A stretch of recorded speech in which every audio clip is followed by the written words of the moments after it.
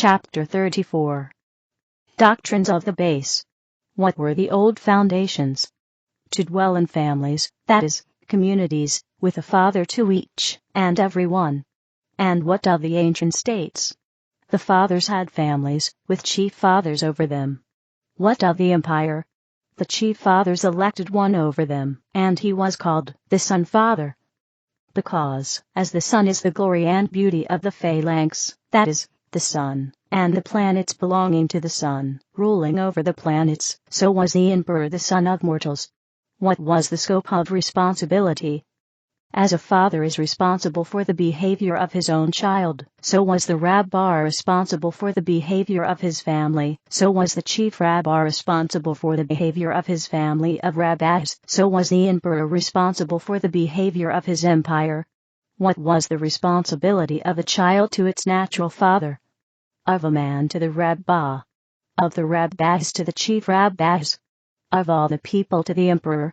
The child shall be taught to love, to revere and to obey its own father and its mother, who is its vice-father, the man to love and revere the rabbis to love and revere the chief rabbis, the whole people to love and revere the emperor. Why this order? It is the doctrine of the ancients, handed down from generation to generation, and hath proved to be a good doctrine for an empire. How knew the ancients these principles? The Creator taught them. The Creator sent his high angel, Te, who hath charge of the intermediate world, down to mortals to teach them. How is this proved? By the sacred books of the ancients. Who wrote the ancient sacred books? Men inspired by the angel of the Creator. How is this proved? It is proved negatively, because men cannot write so beautiful, nor in the style. What were the fundamental doctrines of the ancient sacred books? To worship none but the Creator. To have no images nor idols.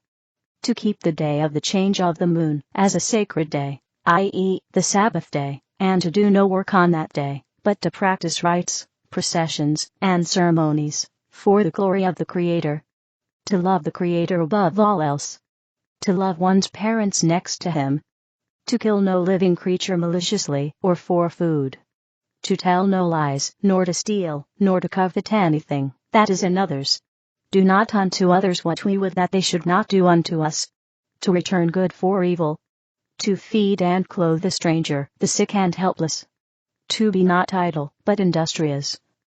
To say no ill of any man nor woman nor child. To practice the highest wisdom one hath.